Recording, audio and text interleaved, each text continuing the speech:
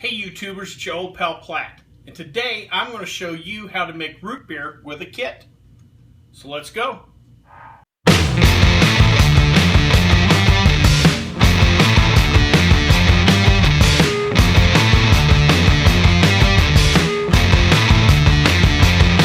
of the hottest products out in the alcoholic beverage business right now is the hard root beer.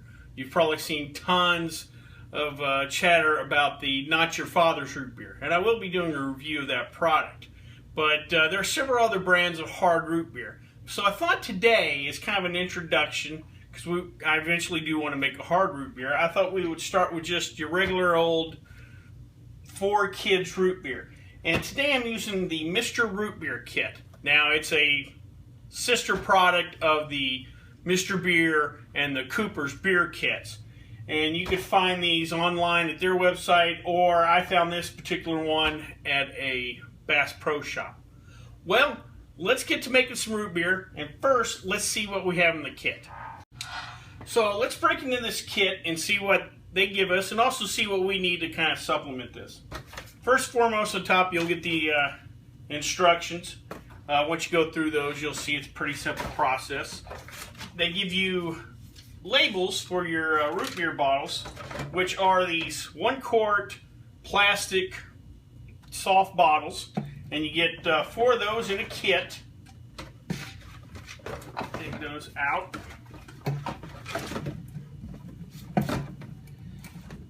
You'll get a funnel that will come in handy at bottling time, and then everything else is in this little plastic bag. You're going to have 2 packets of flavor crystals. Everything that comes in here is going to be enough to do 2 1-gallon batches. You're going to come with specialized screw tops that go in the bottle that are pressure sensitive or release excess pressure, so you don't have to worry about exploding bottles. You'll also get in here your different your flavor crystals, your extracts. You'll get yeast, a champagne yeast that we'll use to create carbonation, and you'll also receive the root beer mix. Now, if you've seen older Mr. Rootbeer kits, it used to be a bottle, but now it'll come in individual packets. And you'll also get sanitizer. It says non-rinse cleaner, but your sanitizer for your bottles and all your equipment. So that comes in the kit. What you're going to need to supply is some dark brown sugar, some regular white table sugar, and you'll want to have handy a 1-gallon milk jug, water jug, what have you. This will come in handy for the mixing and the bottling part, and also you'll use it in sanitization. As far as equipment wise, you'll probably want a little mixing bowl. You can use a spoon. I'm going to use a whisk, and then we're going to need a little measuring spoon, and you want a couple of like 1 cup measuring cups also. So that's all our supplies. Let's get to making some root beer. So now we got all our equipment and supplies together. So we're going to make some root beer, and the first step we want to do is we want to assemble our caps. You get 4 of these caps. You'll notice the hole on top, and inside you'll see these 4 little rubber inserts. We're just going to pop those out, and we're going to place them in the top. You want to make sure to push them all the way down. Now, if you look at these closely, you'll notice there's a little slit in those, and that's to relieve pressure buildup when we carbonate this. You kind of like in home brewing, if you overcarbonate, you can get exploding bottles, and that's something we want to avoid. But these special little caps that or discs that go on the bottom will alleviate that problem. So we're just going to assemble all 4, and once we get them assembled, then we can go on to cleaning and sanitizing everything. So now it's time for us to clean and sanitize our equipment. First, we're going to take our non-rinse cleanser or sanitizer, whatever term you want to use. Now remember, everything in the kit came for 2 1-gallon batches, so we're only going to use half of this packet of cleanser, and we're going to save it for the next time we use a batch. So we're going to take our 1 gallon of water that we got here, and we're just going to pour half of the container in there. or half of the packet of sanitizer right into the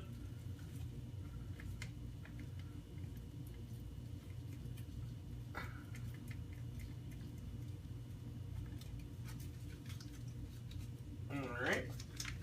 And we're going to save that for our next batch. We're going to put the cap on and we're going to give her a good shake. Make sure there's no lumps or clumps or anything. Once we got her all shaken up, we're going to take our mixing bowl that has all our utensils, and we'll even throw the caps in there.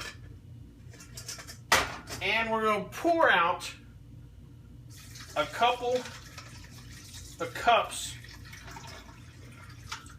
out of here. And that's going to let our utensils, bowl, and everything, and we'll swirl her around a little bit. And that's going to let everything get nice and sanitized. Then we're going to take the rest of our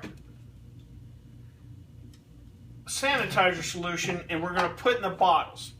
We're going to roughly fill the bottles about halfway.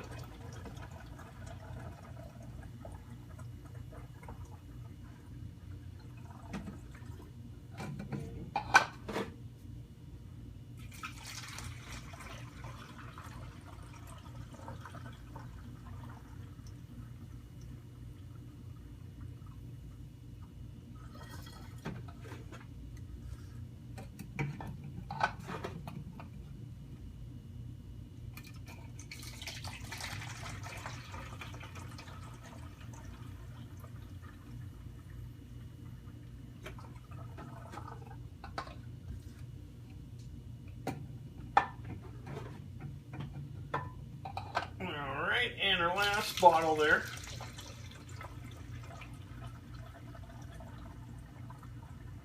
And a little extra left, so I'm going to just top off in here. Alright, now we're going to take our bottles and you're just going to put your hand over the edge, it's alright, and we're going to shake the bottles.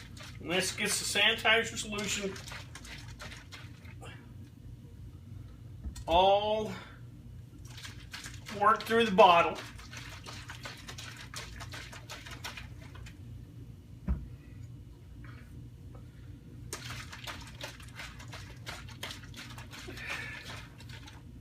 All right, and one last bottle here.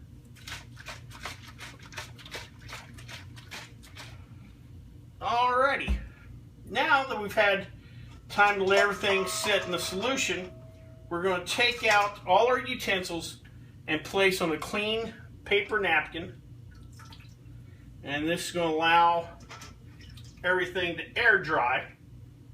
And remember, this is a non-rinse solution, so you don't have to worry about rinsing everything out.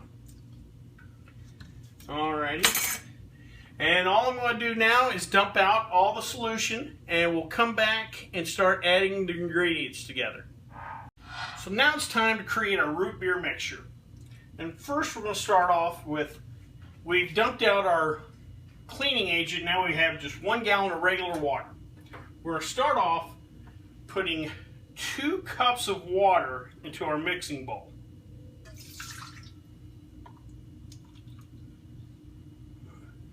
There we go. Next, we're going to add our 1 packet of root beer mix. Just going to dump her right in. It's a, woo, you can definitely smell the root beer, an intense root beer flavor. This is thick, dark stuff. Definitely don't want to get it on your clothes. Next, we're going to add 1 full packet of the flavor crystals.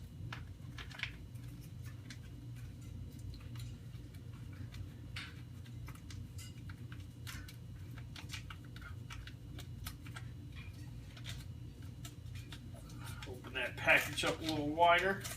There we go. Make sure we get everything in. Then we're going to add 2 cups of white table sugar, and then 1 cup of our... Alright, sorry about that last little part. We had a little hiccup on the taping. So what I was saying was we added our 1 cup of brown sugar. So I've got everything into the mixture, and now we're going to whisk it and make sure everything blends well together. No clumps, no lumps.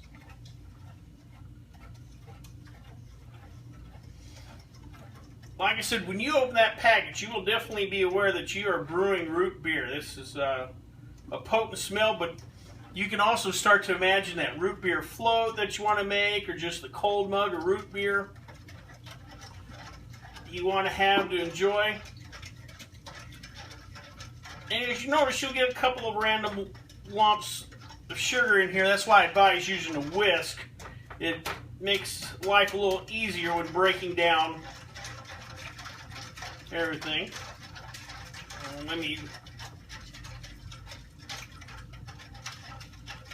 So I'm going to whisk her a few minutes more, and then when I get done, we'll get to the next step.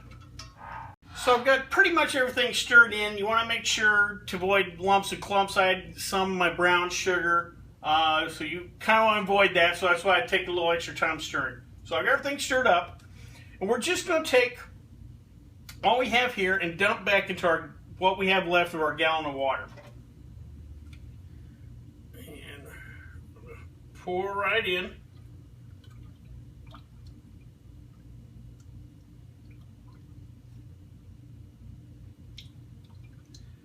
And this should equal about to the 1 gallon mark, so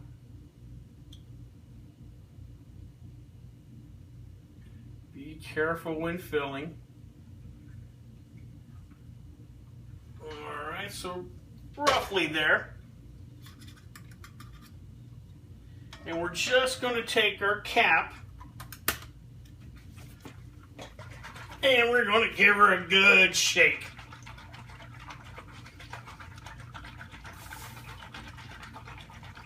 And it's going to get everything blended in nice and well. So I got that shaken up. Now we can go to bottling. I quickly want to correct a mistake I just caught I made while I was mixing all the ingredients together. The last thing you need to add when you're mixing everything together is the yeast. Now you only need 1/4 teaspoon of yeast. And for you homebrewers, you might catch on that that's not a lot of yeast. But it's the most important part for the carbonation process. So I went back in, added 1/4 teaspoon of the yeast, and I set the rest aside. Remember, there's 2 batches out of this kit, so we can use it for the next batch. And I shook everything up, and I've got the yeast thoroughly incorporated. So now I've got 1 gallon of our root beer, and we're ready to bottle. We're just going to pour into our quart bottles. And you want to fill up about almost halfway up the neck. We want to leave a couple inches below the top.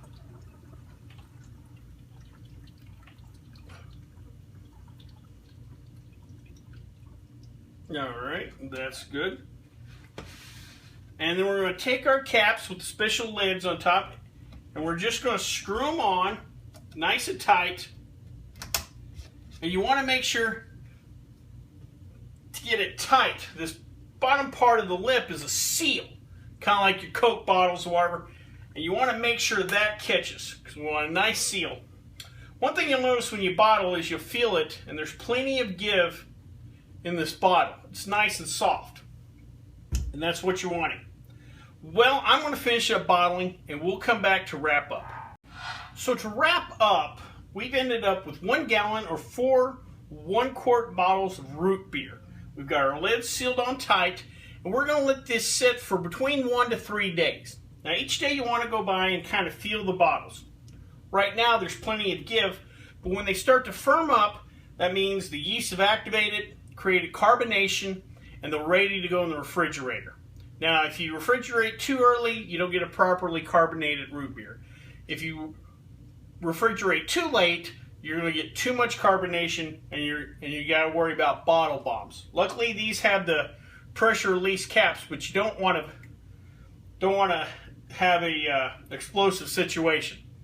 Also, these are good, once you refrigerate, these are good for about 4 weeks in the refrigerator. Now, some of you out there, again, know a little bit about home brewing, whatever, and realize that we put yeast in there, might be asking, well, is there alcohol in there? And the truth is, there actually is. It's something similar to like an O'Doul's beer, whatever. There could be up to 0.5% of alcohol in this, but very minimal amount, easily safe for your kids. But that should kind of give you a hint in the future when we come back and make the hard version of this. Right now, this is very kid safe, but in a later episode, we're going to make something closer to this, a hard root beer that is for the adults. Now, I want to bring up a couple of quick points. Like I said, I missed the yeast when we were mixing the ingredients. You want to add the yeast as the last ingredient in your mixing bowl. Also, if you remember, I dumped out a couple of cups of water for the mixture. That left room for us to put the mixture back in. You want to maybe dump out another cup just to give you a little extra room, because I got pretty close to the top. So maybe dump out an extra cup of the water that we use for our mix. Well, I hope you liked this video, and if you did, please like and share the video. Also, feel free to leave comments, and you can always contact me through the Twitter page. Well, until next time, bottoms up.